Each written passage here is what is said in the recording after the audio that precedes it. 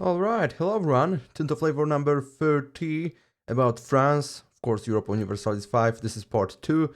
And we continue with, well, as I've already mentioned, France. And we are here in advances. A bunch of unique advances, of which I'm going to show one per age as usual.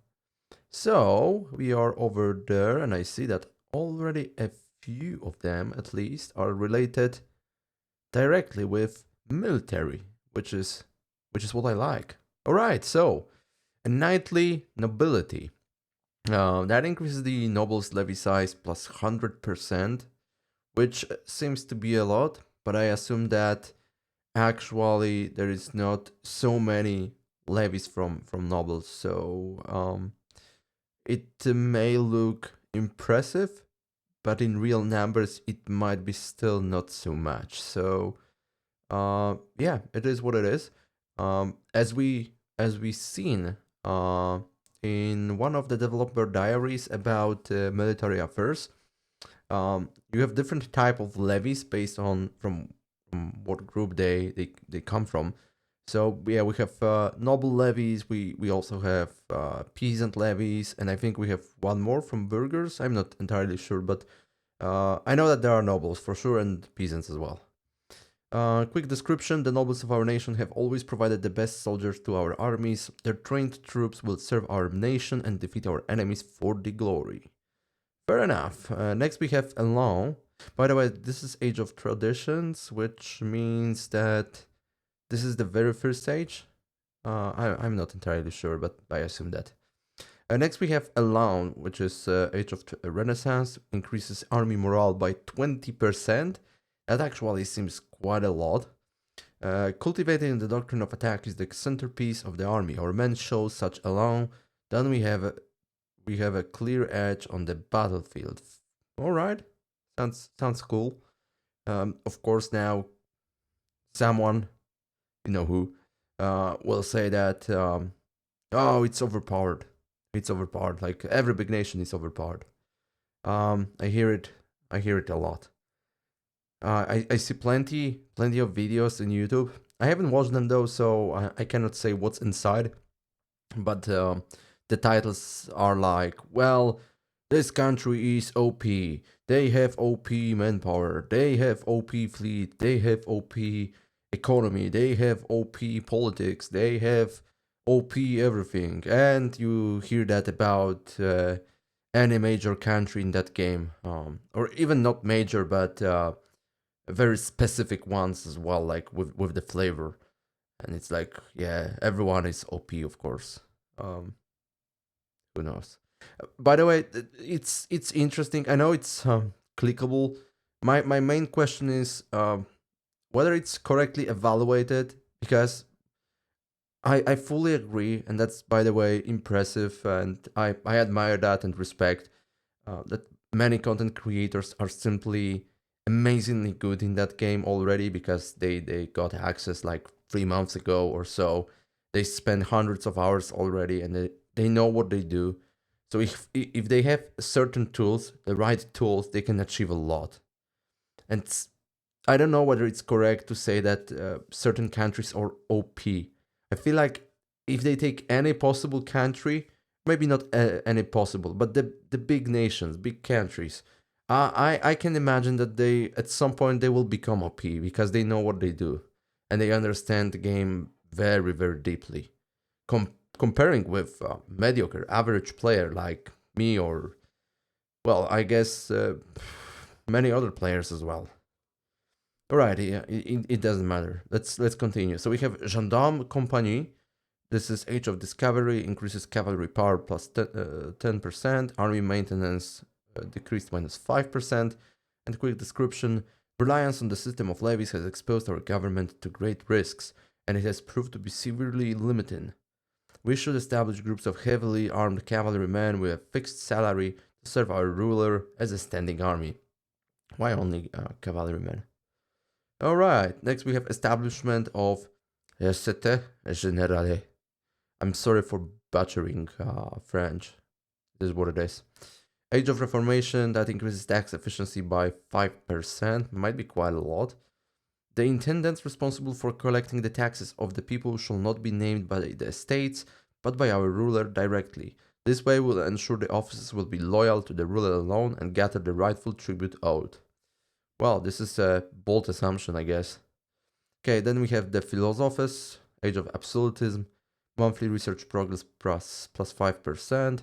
This enlightened times we boast some of the greatest philosophers of our age. These thinkers are producing a constant stream of new ideas and thoughts, which are stimulating advances in all fields, from the most mundane to the most important. Cool. No penalties, by the way. Next is liberté, égalité, fraternité. That's something related with women. Women. Tolerance of heretical beliefs and tolerance of heathen beliefs. Interesting. With all men being equal under the law of our new state, people of other religions are allowed full participation in the state machinery, giving these provinces a boost. Alright. As a tier 1 country, France has a proper number of dynamic historical events. There are 205 dynamic historical events for France. That's quite a lot. 205. Jesus. Okay, here you have some of them. Gabelle. What is it? Our income is ever decreasing, our armies will soon become undersupplied, our cities destitute, and our coffers empty. The time is now to consider alternative sources of taxation, regardless of how unpopular they may be. Salt, much like water, is an essential element of life. Perhaps we could implement a series of taxes on this vital resource to reinvigorate our tax earnings.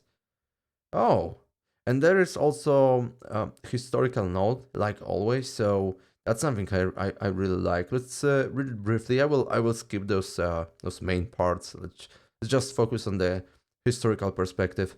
The economic strain from the 100 Years' War placed France in dire need of funds in order to maintain its armies and campaigns.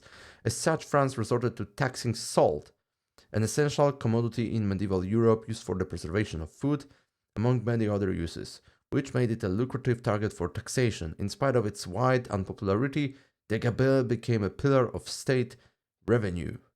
It's funny because, for example, in Poland there is a tax for sugar, which makes a lot of sense because people buy a lot of sugar in, well, any possible product you can imagine. So yeah, that's kind of the same. But of course, we wouldn't die if we didn't have sugar. I assume. In case of French people, without salt, that could be hard. Okay, so that maximum tax for peasants estate plus 20%, possible government reforms plus 1, blah blah blah. Let's move forward. Ordinance of Normandy. That's another event. The Coutume de Normandie. Ordinance of Normandy was a series of legal codes finalized around the 14th century that would directly contribute to the later development of French common law. From the codification of local customs, the shift from feudal to royal law, the introduction of case law, and the introduction of provisions on inheritance, this document was nothing short of revolutionary. However, its true value would be in that it would mark the start of a historic transition back from an ad hoc rulings to written and systematic law.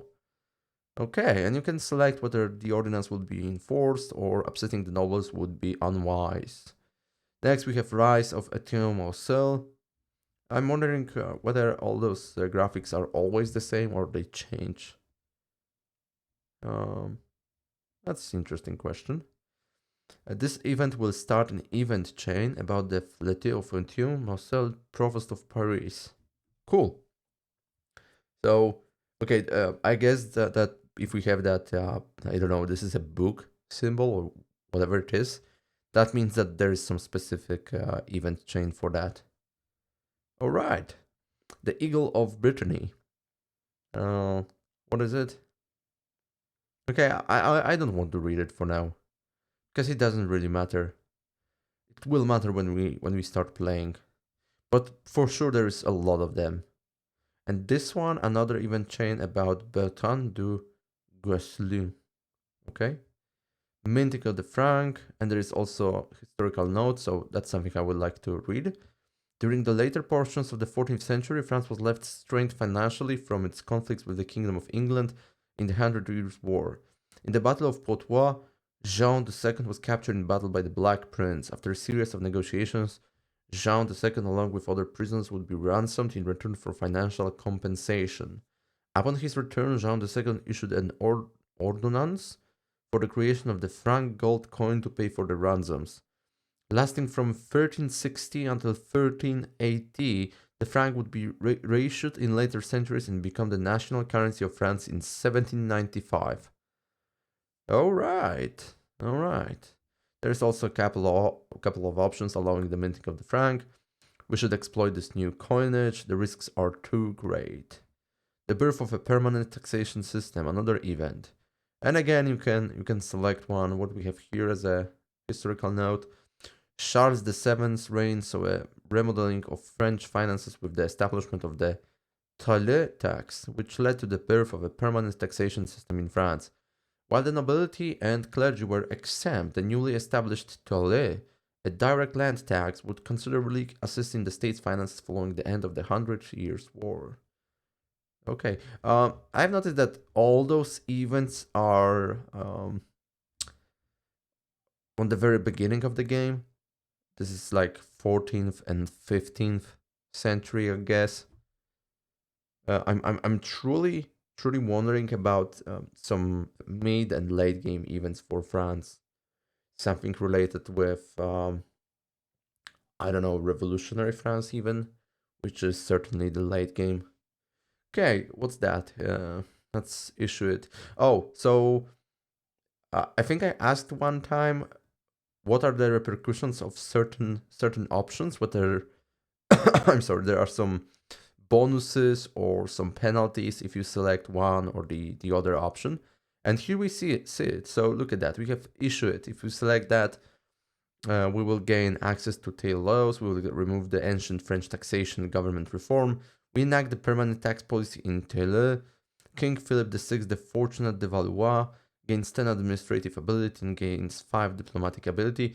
If we select... oh, it doesn't say what's the other option. Okay, so I don't know. It also says what's the Tele law. The Tele is a tax imposed on each household based on the amount of land it holds, except for the clergy and nobility. For real? For real? Why always clergy? Okay. France may also suffer a unique disaster in the Age of Reformation, the French Wars of Religion. Age of Reformation, I'm not sure which century it is, but that sounds interesting. So let's skip that part. The French Wars of Religion were a series of violent conflicts between the Catholic majority and the Protestant Huguenots. Driven by religious divisions and political ambition, influential noble families such as the Guise and Bourbon exploited the chaos to gain power. The wars led to brutal massacres, shifting alliances, and widespread devastation. Royal authority weakened, but stability began to return when Henry IV, a former Protestant, converted to Catholicism and issued the Edict of Nantes, granting religious tolerance to the Huguenots. This compromise helped unify France and brought an end to decades of turmoil. That's interesting. I'm wondering how it affects the gameplay. Are there any like armies spawning you have to defeat, or how does it work? We have some options here. I think I will just skip it, but certainly it sounds very interesting. And here we have French Wars of Religion. So this is like kinda internal war. Reach a compromise with the Huguenots. More actions and events will pop up after some time. Fair enough. That's very dynamic.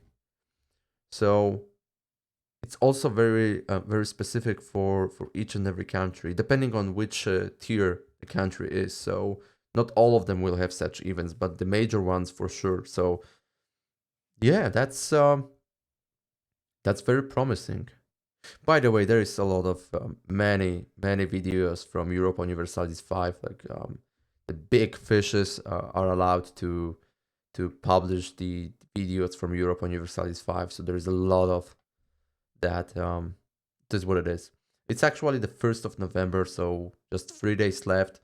I think it's released on 6 p.m. Central European time. So yeah, that's exactly almost precisely 3 days. It will also open this Reformation edicts, a unique law for France as one of the means to resolve its disaster. Oh, and there is plenty of options. The Reformation is sweeping across Europe and France is at the doorstep of its outbreak. The policy of the state towards these new zealots will be critical in treating them as friends or foes. So, can we see actually religion wars inside Europe? That would be awesome. And poor Bohemia. Etiquette of Nantes. So this is a policy. One of the final edicts of following the end of religious strife in France, the Edict of Nantes grants considerable rights to the religious minorities throughout France, granting them many rights alongside followers of the Catholic faith.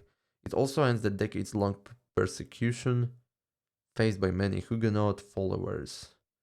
And then we have end of French Wars of Religion.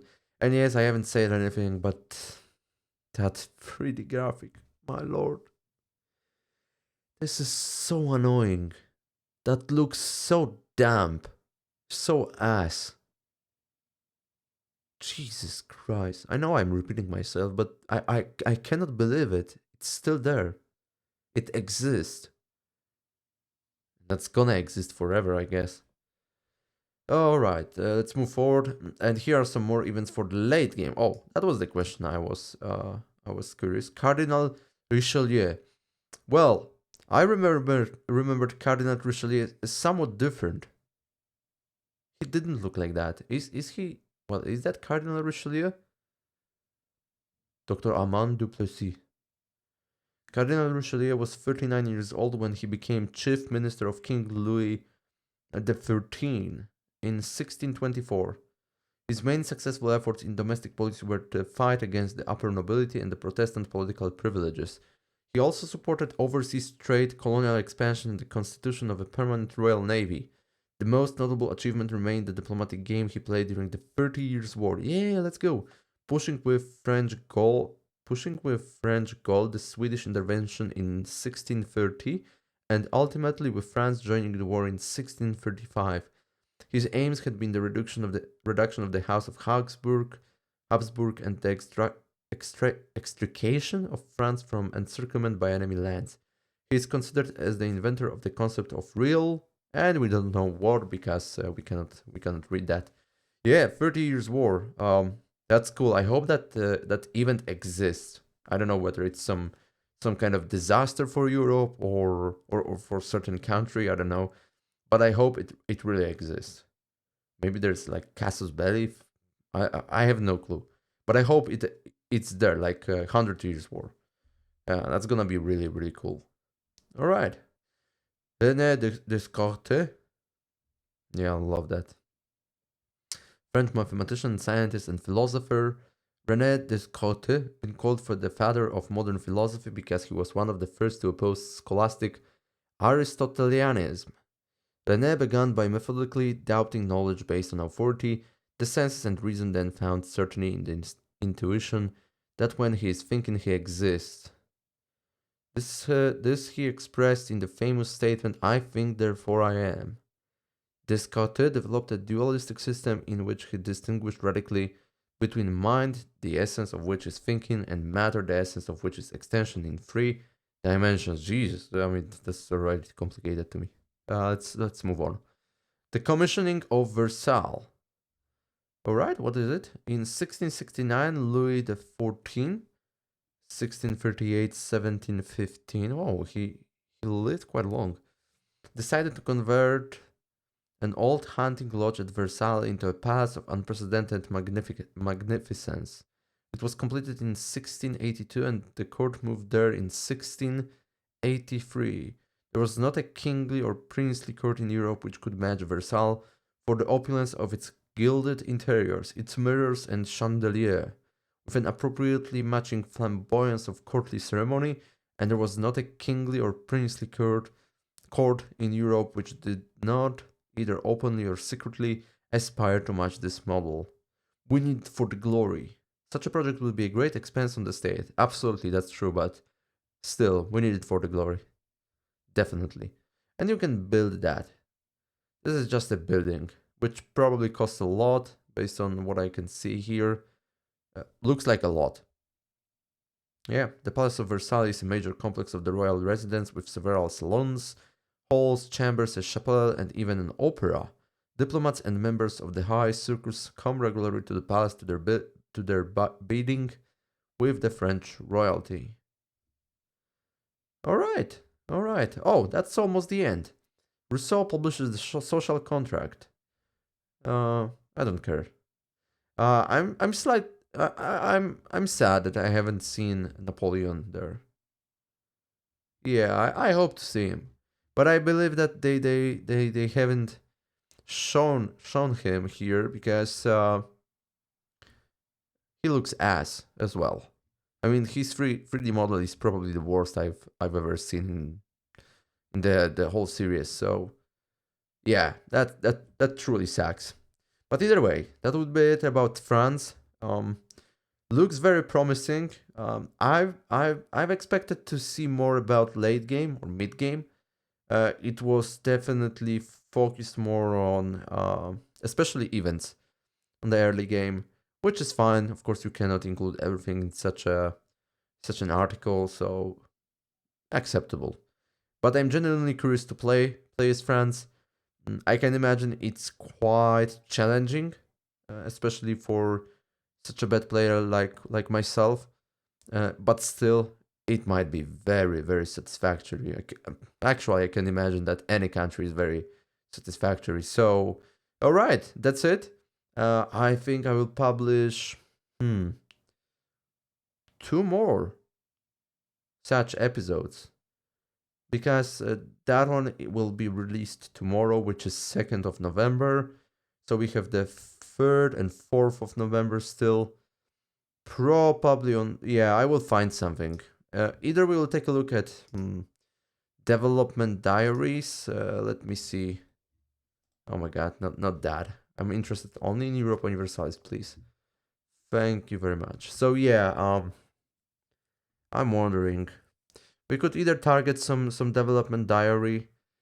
We could also take a look at content, which is another Tinto flavor. This is a very short one. It basically compares the numbers between Europa Universalis 5 and 4. And that's it. So yeah, that would be a very short episode. What else we could see? Just looking now, because I'm not sure. Loading screens and achievements.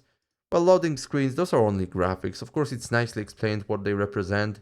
That one is beautiful. I love it. Definitely. That one is beautiful too. But less than that. Yeah, that's a more European style from the pike and shot era. That's gorgeous.